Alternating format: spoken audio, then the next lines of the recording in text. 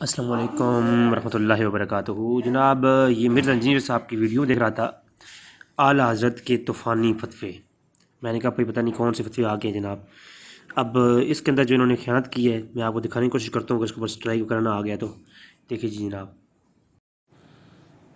تو اب میرا ایک معصومانہ سوال ہے، اگر یہود و نصارہ کی بچیوں کے ساتھ نکاح ہو سکتا ہے تو سنی کا شیعہ کی تو بچی یہ کے کمنٹس یہ ساتھ کر رہا ہے کہ اعلیٰ حضرت نے لکھا ہے کہ جی یہ یہود و نصارہ سے جو شیعہ حضرات ہیں یا وہابیاں ہیں یہ بدتر ہیں، تو لہٰذا ان کا نکاح جو ہے ان کے ساتھ نکاح نہیں ہو سکتا جو یہ مرتد ہیں، اور دوسری طرف یہ کہتے ہیں جی کہ یہود و نصارہ سے نکاح ہو سکتا ہے۔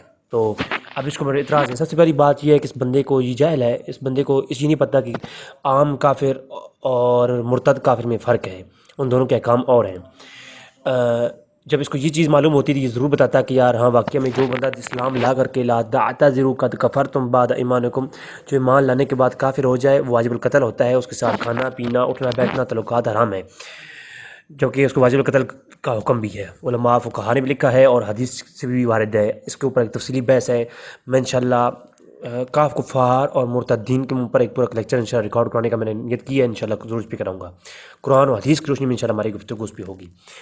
اب اگلی یہ بات کرتا ہے نکاح کا مسئلہ۔ جب نکاح کا مسئلہ ڈسکس کر رہا ہے تو ہمارے ہاں کیا پوری اہل سنت کے ہاں یہ موقف ہے کہ بد مذہبوں کے ساتھ نکاح نہیں ہوتا۔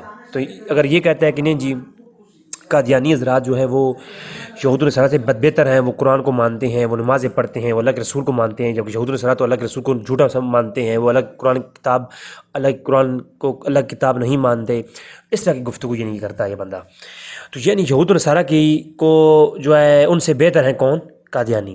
شکر الحمدللہ یہ بندہ جو ہے حضور کے دور میں نہیں تھا، ورنہ یہ تو منافقین کے بارے میں یہ کہتا کہ منافقین کے بارے میں یہ جو حکم ہے کہ وہ جہنم کے نچلے گڑھے میں ہوں گے، نہیں، وہ تو دین کے قریب ہیں، وہ تو اسلام کے قریب ہیں، وہ تو قرآن کو مانتے ہیں۔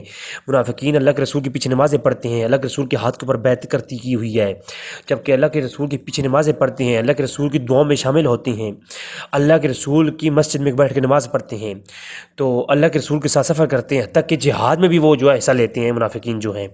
تو وہ منافقین عبداللہ بن ابی جو تھا اس کے بارے میں مرزا انجینئر صاحب یہ فتویٰ جاری کرتے کہ جہنم کے نچلے گڑھے میں یہ شخص نہیں ہوگا، کیونکہ یہ تو کفار سے بہتر ہے، یہ تو نمازیں پڑھتا ہے، یہ تو اللہ کے رسول کے پیچھے نمازیں پڑھتا ہے۔ یہ قادیانی تو آج خود نمازیں پڑھتے ہیں نا، وہ تو اللہ کے رسول کے پیچھے نمازیں پڑھتے تھے۔ تو آج کے جو یہ قادیانی ہے، جو آج کے منافق ہیں، آج کے جو بد مذہب ہیں، وہ تو اللہ کے رسول کو دیکھا نہیں ہوا، جبکہ اس دور کے منافقین تو اللہ کے رسول کا دیدار کرتے تھے، کلمہ پڑھتے تھے۔ تو آپ مجھے بتائیں پھر اگر مرزا انجینئر اس دور میں ہوتا تو وہ ضرور یہ کہتا کہ ان کفار سے منافقین یہ بہتر ہیں، حالانکہ یہ وہ منافقین ہیں جن کے بارے میں قرآن کی آیات نازل ہوئی ہیں، جن کی مذمت میں سورۃ توبہ کے اندر، اور یہ وہ کافر ہیں جن کے بارے میں جو ہے یہ منافق وہ ہیں جن کو حضور نے ان کو قتل کرنے کا جو ہے حکم جاری کیا گیا، اور یہ وہ پھر خوارج کو آپ دیکھیں وہ بد مذہب ہیں، ٹھیک ہے، آپ ان کو دیکھیں تو ان کی جو ہے حضور نے فرمایا انہیں قوم عاد اور ثمود کی طرح کاٹ ڈالو۔ حضور نے فرمایا یہ جہنم کے کتے ہیں، یہ کائنات کی مخلوق میں بدترین مخلوق ہیں، یہ قرآن پڑھیں گے، یہ نمازیں میرے صحابہ تم سے زیادہ اچھی پڑھنے والے ہوں گے، ان کی داڑیاں گھنی ہوں گی۔ اب وہ میرا موضوع نہیں، یہ میرا آلریڈی کلپ آ چکا ہے۔ تو یہ جو مرزا انجینئر شخص ہے یہ کیا کرتا؟ یہ اگر اس دور میں ہوتا تو یہ ضرور کہتا کہ نہیں ان کے ساتھ نکاح جائز ہے، ان کے ساتھ جناب اچھی اخلاق رکھنے چاہیے، یہ تو ہمارے جو ہے بھائی ہیں ہمارے، ٹھیک ہے، یہ قرآن پڑھتے ہیں، یہ تو یہود و نصارہ سے بہتر ہے۔ تو دیکھیں اس بندے کو مرتد اور کو کافر کے مابین اسے فرق معلوم نہیں ہے، یقین کریں، اگر معلوم ہوتا تو معلوم ہوتا کہ جو اہل کتاب ہیں ان کے ساتھ نکاح جائز ہے، کھانا پینا جائز ہے، حدیث وارد ہے اس عنوان کے اوپر، اس ٹاپک کے اوپر، یہ میرا ٹاپک نہیں، صرف میں آج الزامی جواب دے رہا ہوں۔ تو عام کافر اور مرتد کافر دونوں میں فرق ہے، جو اسلام لا کر کے پھر جائے اس کے لیے احکام اور ہیں، اور جو اسلام کا نام لے کر کے کفر کرے اس کے لیے کام اور ہے، اور جو عام کافر ہیں جو اہل کتاب ہیں ان کے لیے کام اور ہے، ٹھیک ہے۔ تو یہ اہل کتاب کے احکام جو اعلیٰ حضرت نے بیان کیے ان کو چپسان کہاں کر رہا ہے؟ دیوبندیوں بریلیوں پر۔ اب آگے کرتے ہیں۔ احکام شریعت ان کی اپنی کتاب ہے، اس میں انہوں نے لکھا ہے کہ وہابیہ، اور پھر لکھا وہابیہ دیوبندیہ، وہابیہ غیر مقلد، یعنی اہل حدیث اور دیوبند، اور پھر ساتھ لکھا قادیانی کافروں کو بھی بیچ میں شامل کیا، اور لکھا روافظ، ان سب کا نام لکھ کے انہوں نے کہا یہ سب کے سب جو لوگ ہیں یہ مرتد ہیں۔ اب یہاں سے قادیانیوں کو کافر کہا ہے، ٹھیک ہے، حالانکہ یہ وہ بندہ ہے جن نے قادیانیوں کی حمایت میں کلپ اپلوڈ کی ہیں۔ یہ کہتا ہے قادیانی قرآن کو مانتے ہیں، وہ یہود و نصارہ سے بہتر ہے، یہ کہتا ہے کہ قادیانی جو اللہ کے رسول کو مانتے ہیں وہ بہتر ہے، اور کہتے ہیں قادیانی سے صحیح سند کے ساتھ دعوی نبوت ثابت نہیں۔ پھر ہم نے 1 گھنٹے کا کلپ میں نے اپلوڈ کر کے دکھایا کہ اس قادیانی کے دعوی نبوت کون سے ہیں، اسی چینل پہ ہمارے موجود ہیں۔ تو یہ کیا کہتا ہے؟ یہ کہتا ہے جی قادیانی بہتر ہے یہود و نصارہ سے، حالانکہ تو اس طرح تو منافق پھر بہتر ہیں، عبداللہ بن ابی جو ہے وہ کفار سے بہتر تھا پھر، حالانکہ نہیں، یہ بات نہیں ہے۔ جو اسلام لا کر کے اسلام کی خلاف ورزی کرے وہ بد مذہب ہے، وہ منافق ہے، وہ مرتد ہے، اور وہ دائرہ اسلام سے خارج ہے، اور واجب القتل بھی ہے۔ اس کے ساتھ کھانا پینا منع کر دیے۔ حضور نے فرمایا ایاکم و ایاہم، نہ تم ان کے ساتھ بیٹھو وہ نہ تمہارے ساتھ بیٹھیں۔ صحیح بخاری کے اندر جو ہے باب الفتن کے اندر یہ روایتیں موجود ہیں، وہ میرا آر ڈی میں ایک چیپٹر آ چکا ہے، بد مذہبوں کی اذان کا حکم۔ خادم سروری صاحب کی کلپ کے اوپر میرا تفصیلی گھنٹے کی گفتگو ہو چکی ہے، میں نے قرآن و حدیث سے بد مذہبوں کے احکامات بیان کر دیے ہیں، اس کے اندر جو ہے نا وہ الحمدللہ میں نے تفصیلاً گفتگو کر دی ہے۔ اب جو ہے بات آ جاتی ہے کس چیز کی، کہ مرزا جنید صاحب کی مزید جو ہے وہ مکاری کی، ٹھیک ہے۔ یہ آپ کے سامنے اسکرین کے اوپر نظر آ رہا ہے، بد مذہب اور ان کی اذان اور مسجد۔ خادم سروری صاحب کی کلپ کے اوپر میرا یہ کلپ اپلوڈ آ چکا ہے، یہ شارٹ کلپ ہے 38 منٹ کا، 1 گھنٹے کا کلپ ہے، جس کے اوپر میں نے وضاحت کے ساتھ ساری بیان خادم سروری صاحب کی جو ہے ویڈیو کے اوپر کی ہے۔ اب یہ اس کو ایشو بنا کر کے نا تو اپنا ایک وہ ڈھونگ رچا رہا ہے۔ تو پھر کیا کہتا ہے کہ یہ جو روافظ ہیں، شیعہ ہیں، اب اس کے اوپر میں گھنٹوں گفتگو کر سکتا ہوں۔ میں نے یہ خود یہ کہتا ہے، صحیح مسلم کی روایت ہے، جس نے مرزا صاحب نے خود یہ بیان کیا ہے، جس نے کسی مسلمان کو کافر کہا وہ خود اگر اس میں کفر نہ ہوا وہ خود کافر ہو جائے گا۔ یہ روایت یہ خود پڑھتا ہے، اور مرزا جنید صاحب خود یہ کہتے ہیں کہ ہم قادیانیوں کو کافر اس لیے کہتے ہیں کہ وہ ہمیں کافر کہتے ہیں۔ تو جو مرزا انجینئر کو کافر کہے، مرزا انجینئر کو کافر کہے وہ کافر ہے۔ کیوں؟ مرزا انجینئر کہتا ہے میں مسلمان ہوں، اور جو مسلمان کو کافر کہے اللہ کے رسول نے فرمایا وہ کون ہے؟ وہ کافر ہے۔ تو قادیانی مرزا انجینئر کو کافر کہتے ہیں اس لیے کافر ہے وہ، ٹھیک ہے۔ یہ مرزا جنید صاحب کا کلپ موجود ہے، میرے آر ڈی پہ گفتگو آ چکی ہے، میں نے مرزا جنید صاحب کے اس ویڈیو کے اوپر کلام کیا ہے۔ تو جو مرزا انجینئر کو کافر کہے وہ کون؟ وہ ہو گیا کافر، اور جو ابوبکر صدیق کو کافر کہے ان کو کافر نہیں کہنا۔ یہ اس نے کلپ اپلوڈ کی ہیں جناب، اس نے کلپ اپلوڈ کی ہیں کہ صحابہ کرام کو کافر کہنے والا کافر نہیں ہوتا۔ اس نے کلپ اپلوڈ کی ہیں کہ شیعہ روافظ جو ہے وہ کافر نہیں ہے، گمراہ کہہ سکتے ہیں ان کو۔ تو اس جو ابھی شیعہ کی حمایت کر رہا ہے اور اعلیٰ حضرت کے فتوے کا رد کر رہا ہے کہ اعلیٰ حضرت نے کہا ہے کہ جو روافظ ہیں اور جو وہابیہ گستاخ ہیں وہ بد مذہب جو ہیں، یہ کون ہیں؟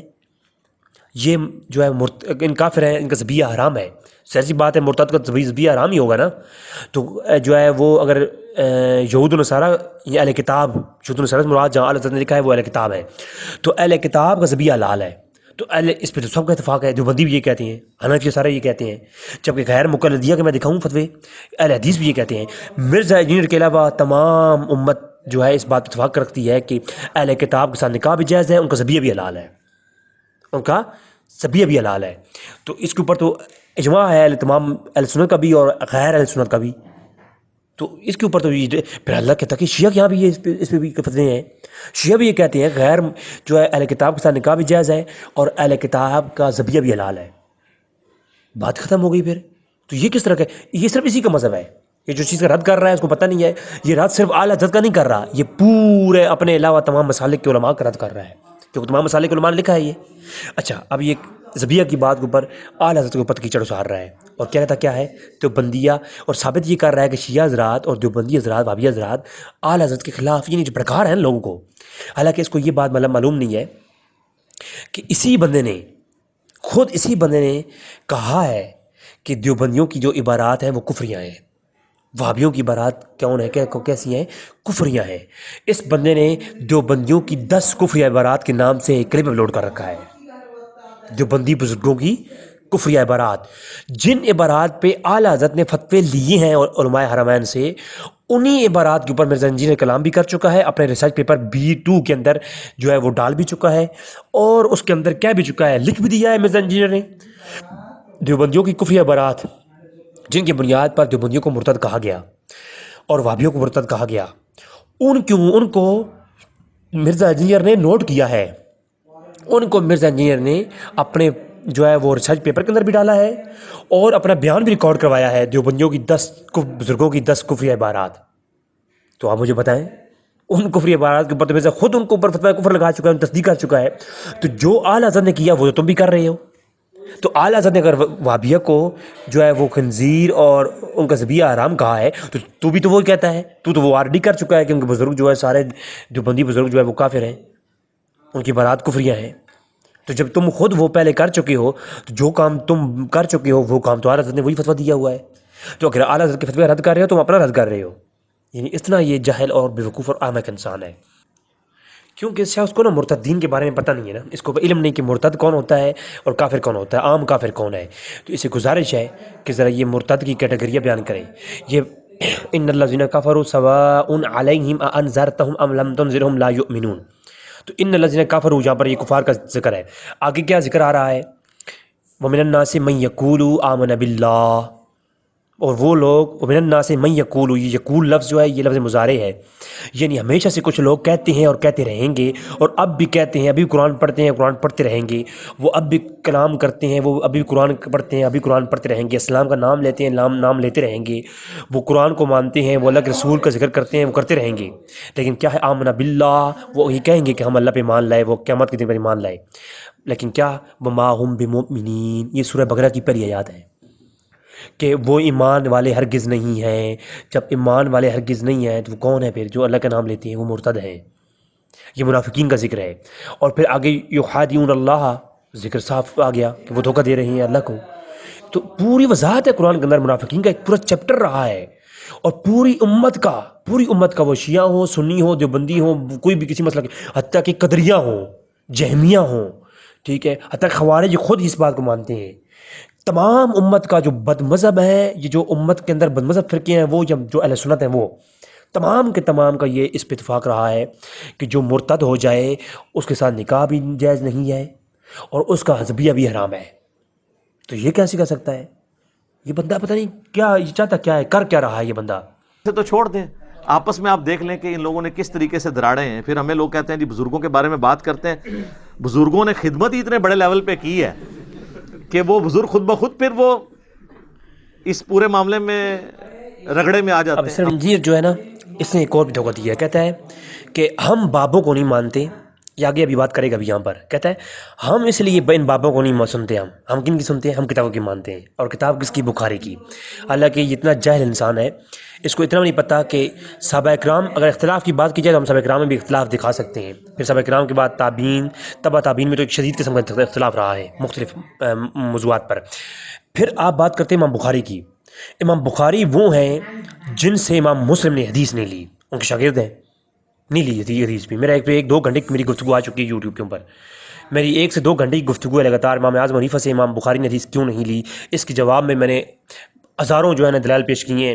اس کے اوپر ایک طویل گفتگو الحمدللہ 2 گھنٹے کی کر چکا ہوں میں کہ امام بخاری رحمہ اللہ سے امام مسلم نے حدیث نہیں لی.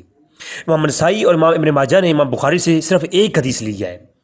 امام احمد بن حنبل سے امام بخاری نے کتنی حدیث لی ہیں ذرا یہ چیک کریں. امام مالک اور امام احمد بن حنبل کے جو درمیان میں معاملات ہیں وہ دیکھیں آپ. امام احمد بن حنبل، امام اعظم حنیفہ، امام شافعی کی طریق سے امام بخاری نے ایک بھی ان کے طریق سے حدیث نہیں لی. ان کے طریق سے، ان کے طریق پر، کیونکہ جو سماع تو ہے ہی نہیں نا، طریق کی بات کر رہا ہوں. طریق الگ روایات کے اوپر ایک روایت بھی نہیں لی. حالانکہ اسی کی آپ بات سنیں کہ امام اعظم حنیفہ سے امام بخاری نے حدیث جو ہے ان کے طریق پر نہیں لی. اسی طرح امام بخاری امام زولی کے شاگرد ہیں. امام زولی کے پاس امام مسلم امام بخاری دونوں سماع کرتے تھے. تو جب آپ بغداد گئے ہوئے تھے نا تو ادھر جو ہے امام زولی کی برگاہ میں بیٹھے ہوئے تھے. تو امام زولی جب امام کلام قرآن کے اوپر جو ہے امام بخاری کے ساتھ اختلاف ہوا تو امام بخاری کو ان کے استاد امام زولی نے اپنے علاقے بغداد سے نکلوا دیا اور کہا کہ اس کو بخاری کو یہاں سے نکلوا دو. اور امام مسلم کو امام زولی نے کہا میں نے دلائل دے دیے ہیں، پہلے صرف میں بتا رہا ہوں. تو امام زولی نے امام مسلم کو کہا کہ اگر میرا شاگرد بننا ہے تو بخاری کی برگاہ میں میرا بیٹھنا آج کے بعد. تو امام مسلم نے امام زولی کو کہا، جن سے 30 حدیث امام بخاری نے اپنی صحیح کے اندر لی ہیں، اور جو شروع میں 30 لی تھی نا وہی لی ہیں. اس کے علاوہ پھر امام زولی سے اور حدیث کو نہیں لی امام بخاری نے. تو بخاری نے وہ 30 حدیث جو لی تھیں امام استاد زولی سے وہی لیں. اس کے بعد ایک حدیث نہیں لی. اور کیا کیا کہ امام بخاری کو بخارا بھیج دیا. امام زولی نے اپنے علاقے سے نکلوا دیا اور لوگوں نے امام بخاری کو کافر کہہ کر کے، مرتد کہہ کر کے وہاں سے نکالا، گمراہ کہہ کر کے، اور واپس بھیجا بخارا میں. جب بخارا میں پہنچے تو وہاں پر علماء کو امام مظہولی کی طرف سے پیغامات ملے کہ یہ بخاری جو ہے یہ کلام میں قرآن کے اوپر کلام کرتا ہے. اور تو امام بخاری کا اختلاف چونکہ ایمان کے زبان سے اقرار کرنے اور اعمال کو کرنے اور نہ کرنے کے اوپر، اس کے اوپر اختلاف ہوا. اور قرآن کی کلام یعنی قرآن کلام ہے اللہ کا یا قرآن جو ہے وہ اللہ کی مخلوق ہے، اس کے اوپر اختلاف ہوا. تو ان اختلافات کی بنیاد پر امام بخاری کو کافر تک کہا گیا اور مرتد کہہ کر کے امام بخاری کو امام مظہولی نے اپنی محفل سے اٹھوایا اور پھر امام بخاری کو بخارا سے نکلوا دیا گیا. اور امام بخاری بخارا سے 8 سے 9 میل کی دوری پر ایک قصبہ ہے، وہاں پر بسے جہاں آج بھی امام بخاری کا مزار ہے. امام بخاری اپنے علاقے میں بھی فوت نہیں ہوئی ہے. امام بخاری کو آخری وقت تک لوگ جو ہے وہ اپنے علاقے سے بدر رکھا. تو میں یہ کہتا ہوں جس امام بخاری کے کتابوں کو آپ سامنے رکھ کے بیٹھے ہو، ذرا ان کے بارے میں مجھے بتاؤ، کیا ان کے اوپر علماء نے نہیں کی جو ہے وہ بات کی ہوئی؟ تو اگر اس طرح اختلافات کی بنیاد پر آپ انتشار پھیلاؤ گے تو پھر کل کو کوئی اٹھ کے آپ کو دکھائے گا حلجات کے دیکھو جی امام بخاری کو بھی لوگوں نے کافر کہا ہوا ہے، پھر کیا کہو گے آپ؟ یعنی اتنی جہالت انتہا درجے کی. اگر اس طرح کی چیزیں نکالنا شروع کر دو تو ائمہ کے اندر بھی ایسی ہزاروں چیزیں ہیں، ہزاروں. یہ صرف امام احمد رضا خان اور علماء دیوبند بریلویہ کے درمیان کا مسئلہ نہیں ہے. یہ تو اس دور کا تقاضا ہے اور اس چیز کو یہ لے کر کے اپنی روٹی چلا رہا ہے نا، اپنی روٹی چلا رہا ہے. یہ ڈرامہ کر رہا ہے نا. اگر یہ اتنا ہی واقعہ بابوں کو نہیں ماننے والا تو پھر بابا بخاری بھی تھا جس کے اوپر فتوی لگی ہوئی ہیں کفر کی، تو پھر اور کیوں وہ اختلاف کیوں نہیں پیش کرتا؟ امام یہ نہیں کہتا، یہ نہیں کہ یہ سچ نہیں کی. پھر امام بخاری سے پہلے امام اعظم حنیفہ کے اوپر تو کیچڑ اچھالا ہے اس نے. امام ابن سیرین کو اس نے لعنتی کہا، اس نے دیگر علماء اکابرین تابعین کو گمراہ تک کہا اس شخص نے. لیکن اس نے بخاری کے بارے میں زبان نہیں کھولی، جن کتاب سامنے رکھے بیٹھا ہوا ہے. اس کا مطلب ہے یہ بھی بابی ہے، ایک ٹائپ کا بابی ہے نا. تو بابی تو اور کون ہوتا ہے بابی پھر؟ تو یہ کتابیں ہم تو یہ کہتے ہیں بھائی یہ کتابیں نہیں بھی تھی تب بھی بابے تھے. ہم تو بابوں سے جو ہے دین ملے ہی بابوں سے ہے. کہ وہابیہ کی مسجد میں نماز پڑھ سکتے ہیں دیوبند اور اہل حدیث کے؟ تو انہوں نے کہا، جواب دیا، کفار کی مساجد مثل گھر کے ہیں. کفار ڈائریکٹ لفظ لکھا، یعنی جس طرح کافر کی مسجد ہے نا کی اشارتاً بات کر دی کہ جس طرح گھر میں بھی نماز ہو جاتی ہے اس طرح کفار کی مسجدوں میں بھی نماز ہو جائے گی. اور کفار انہوں نے یہود و نصارہ کو اب کہتا ہے جی کفار کی مساجد، اعلیٰ حضرت نے کہا ہے کہ کفار کی مساجد مثل گھر کے ہیں. ٹھیک ہے، تو یاد رکھیں اس بندے کو سے میں یہ پوچھتا ہوں کہ مسجد زرار جس کی مذمت قرآن میں آئی ہے اس کو کیوں کروایا گیا؟ کیا الگ گھر نہیں تھا وہ؟ کیا اس میں جو اذان ہوتی تھی وہ اللہ کے رسول صلی اللہ علیہ وسلم کی تعلیم یافتہ اذان نہیں تھی؟ کیا اس میں نمازیں پڑھنے والے اللہ کے رسول کی اتباع کرنے والوں میں سے نہیں تھے؟ اگر جو ان کی عقائد میں گمراہی پائی گئی تو یہی تو ہمارا جھگڑا ہے. ہم بھی یہ کہتے ہیں جب عقائد میں بد مذہبی پائی جائے تو ان کی مسجد ہو تو اللہ کے رسول اور قرآن کی تعلیمات یہی ہیں کہ اس کی مسجد کو بھی گرا دیا جائے. ٹھیک ہے، اس کی مسجد نہیں ہے، اس کی مسجد اللہ کا گھر نہیں ہے، اس کے یہ احکام مسجد کے نہیں بلکہ وہ کیا ہے اللہ گھر کے ہیں. تو وہ جو ہے کیا ہے کہ عام مثل گھر کے ہیں، نارمل گھر کے ہیں. تو یہ ہم یہی کہتے ہیں کہ بد مذہب خوارج ابھی قادیانی اذان دیتے ہیں، کیا ان کی مسجد میں نماز پڑھے گا تو جا کے؟ مرزا انجینئر کو کہو نا کہ اپنے گھر کے کوئی رشتے وغیرہ ہیں تو قادیانیوں کو دے دے. اگر کہتا جو ہے بھائی اعلیٰ حضرت نے یہ منع کیا ہے، حالانکہ یہود و نصارہ کے ساتھ نکاح جائز ہے اور مسلم جو لوگ اسلام کا نام لیتے ہیں ان کے ساتھ ناجائز ہے، تو قادیانی کو دے دو رشتے. اپنے رشتے ہیں تو دو. قادیانی ویسے بھی جو ہے گھوم رہے ہوتے ہیں رشتے کرنے کے لیے، تو ان کو دے دو رشتے پھر، اگر نکاح جائز سمجھتی ہو تو. اگر یہ سمجھتے ہو کہ قادیانیوں کی مسجدیں والا گھر ہیں، اعلیٰ حضرت نے یہ کہا ہے تو بدمذہبوں کی مسجد کے بارے میں، تو پھر آپ قادیانیوں کی مسجد میں جا کے نمازیں پڑھو. کیوں نہیں پڑھتے آپ ان کی مسجد میں نماز؟ تو کیا ان کی مسجد کی احترام آپ وہی احترام رکھتے ہو وہ اس مسجد کو، اور آپ ایک مسلمانوں کی مسجد کو آپ ایک جیسا کہو گے؟ فی نفسی تو ساری مسجد ہی ہیں. پھر اگر اس طرح کی بات کی جائے تو پھر مسجد نبوی بھی مسجد ہی ہے فی نفسی ہی، اور تمہاری مسجد بھی مسجد ہی ہے. لیکن یہاں نماز پڑھو تو زیادہ ثواب ہے، تمہارے پڑھو تو پتہ نہیں وہ قبول بھی ہوتی ہے کہ نہیں ہوتی. تو پھر کیا تم یہ ہر جگہ پر ایک جیسا پیمانہ رکھو گے؟ نہیں، اوپر کا اور نیچے کا پیمانے میں فرق ہوتا ہے. لیکن اس بندے کو کیا خبر؟ بات ہی ختم کر دی. یہ ہے بزرگان دین کی خدمات. جب ہم ہائی لائٹ کرتے ہیں تو کہتے ہیں نہیں ہم سب ایک ہیں، کوئی مسئلہ نہیں ہے. تو انجینئر صاحب ویسے اختلافات سر ایک ہیں تو پھر بتائیں کہ ہمارے بزرگوں نے جو کام ڈالا ہے یہ کام ان لوگوں نے ڈالا تھا، ہم ان سے لانے برات کرتے ہیں، پھر ہم یہاں تک نہیں رہیں گے، پھر ہم اگلی بات کریں گے کہ جنہوں نے کام ڈالا تھا اور لوگوں کو کافر کہا تھا، تو اب وہ جن کو کہا وہ تو نہیں تھے، تو پھر کافر کون ہوا؟ اچھا، یہاں پر یہ بات پہ جو کی اذان کے متعلق، وہ آلریڈی میں نے کلپ آ چکا ہے گھنٹے کا، اس کو میں نے اسکپ کر دیا. پھر کہتے ہیں ان کے بزرگوں نے کام ڈالا ہے. کیا کیا ہے؟ ان کے بزرگوں نے کام ڈالا ہے، اور ہم یہاں پر نہیں رکیں گے. ہم ان کے یا تو یہ کہتے ہیں یہ پرنٹنگ بند کروا دو، ان کتابوں سے رجوع کر لو. تو میں یہ کہتا ہوں پھر امام بخاری نے مولانا کتاب آپ نے کیوں سمجھ رکھی ہوئی ہے؟ امام بخاری کے اوپر تو فتوی ہیں. امام بخاری جو ان کو امام بخاری کے بارے میں وہی زبان استعمال کرو کہ امام بخاری نے بھی کام ڈالا ہے. کیوں نہیں زبان بھائی استعمال کرتے؟ یا امام بخاری کے خلاف بولنے والے امام مسلم رحمہ اللہ نے ان سے حدیث نہیں لی، تو امام مسلم سے امام ترمذی نے حدیث نہیں لی. امام ترمذی کے مقدمے میں موجود ہے، امام ترمذی نے کہا کہ میں امام مسلم کے ساتھ بڑے سفر کیے ہیں، لمبے لمبے سفر کیے، ہم اچھے دوست تھے. لیکن امام ترمذی نے امام مسلم سے کتنی حدیثیں لی ہیں؟ گنی ہوئی حدیثیں لی ہیں. ہزاروں حدیث سنی، گنی ہوئی حدیثیں لی ہیں. تو امام مسلم نے امام بخاری سے حدیث نہیں لی. تو امام بخاری کے استاذوں نے امام بخاری کو بدر کر دیا. تو سر میں یہ کہوں گا کام ڈالا ہے، بزرگوں نے کام ڈالا ہے، اٹھا کے بخاری کو سامنے سائڈ سے ہٹا دو. پھر ان بزرگوں کو کیوں مانتے ہو؟ اگر تم اتنی ہی انصاف پسند اور واقعی تم بزرگوں کو نہیں سنتے، صرف اللہ کتاب کی سنتے ہو، پھر کیوں کرتے ہو یہ چیزیں؟ نہیں مرزا جی، یہ کوئی جرن اور بیچی جا رہی ہے، اندر کی بات کچھ اور ہے. کہ چلو جی اٹھو جی، انہاں دی کیڑی گل ہے، یہ تے سوراں دے سور نے، یعنی ان کی اذان تو اذان ہے ہی نہیں ہے. وہ کہتے ہیں ڈبنگ ہوگی یہ وہ. تو یہ تو اعلیٰ حضرت کی تو اپنی کتاب میں لکھا ہوا ہے جو انہوں نے لفظ بہ لفظ پڑھی ہے. تو اعلیٰ حضرت تو ان سے بڑی ہستی ہیں. یہ مولویوں کو سلام ہے، اتنی موٹی گالی کو مولوی دے سکتا ہے؟ سوراں دے سور. اس کی شرح میں آپ کو بیان کر دیتا ہوں. یعنی وہ کہتے ہیں جس طرح سور یعنی خنزیر اس مخلوق میں اب اس نے آگے چل کے ایک اور بات نکالی ہے کہ ایک دوسرے کو یہ خنزیر کہتے ہیں. یعنی دیوبندیہ نے اپنے کتابوں کے اندر جو بریلویوں کو شیعہ لکھا ہے، شیطان لکھا ہے، اور جو ہیں یہ بریلوی ہیں، انہوں نے دیوبندیوں کو جو ہے نا وہ کیا لکھا ہے؟ خنزیر لکھا ہے. ٹھیک ہے جی، اب یہ بات اس کو مل گئی. تو اگر میں یہی چیزیں حدیث سے دکھاؤں تو پھر کیا ہوگا؟ کیا یہ بندہ یقین کرے عبداللہ بن ابی کے دور میں نے کہا کہ ہوتا نا، تو یہ عمر فاروق کو ٹوک دیتا. جب عمر فاروق رضی اللہ تعالیٰ جلال میں آ کے کتاب المغازی کے اندر موجود ہے، تو جب جو ہے عمیر بن وہب اور سفیان بن امیہ، یہ دونوں کا معاہدہ ہوا اور وہ آیا. یہ میں آلریڈی گالی دینے کے متعلق، کیا ایک گستاخ رسول کو گالی دینا جائز ہے، تو اس کے اوپر میرا کلام آیا تھا، تو میں نے وہ بات کی تھی وضاحت کے ساتھ.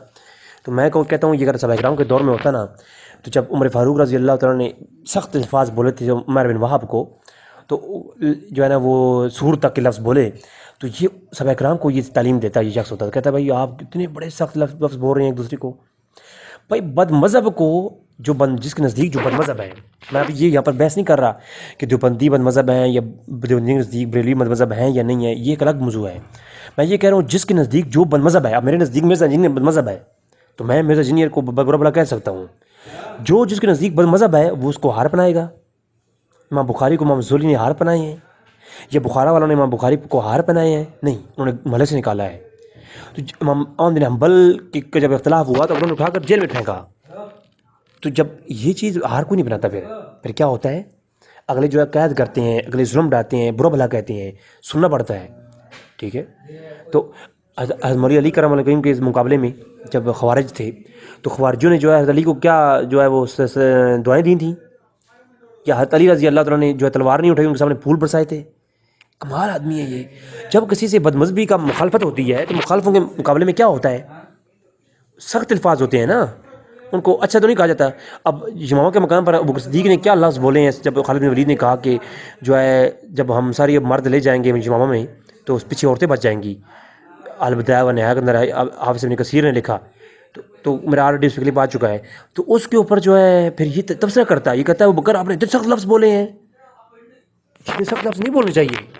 ٹھیک ہے، تو یہ ایسا شخص ہے، یہ کیا کرتا ہے؟ یہ تو نرم دین جو ہے نا وہ سکھاتا کہ جو ہے غیر بد مذہبوں کے ساتھ ایسے نہیں کرنا، پیار سے کرنا ہے.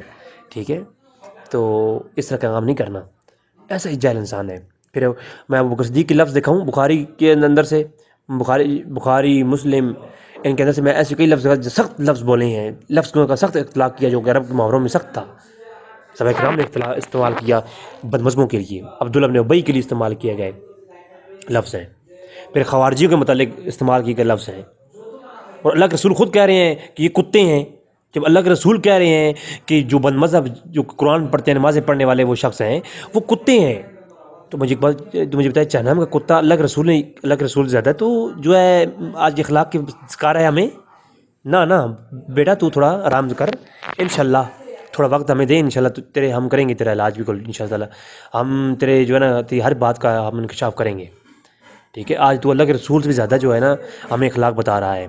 جب اللہ کے رسول کہہ رہے ہیں کہ یہ جو جہنم کے کتے ہیں یہ جو خوارج ہیں, ٹھیک ہے, تو مجھے بتاؤ یہ اس طرح کے لفظ اللہ کے رسول کا استعمال کرنا یہ ہے؟ تو لہٰذا تھوڑا سمجھنا چاہیے ان چیزوں کو.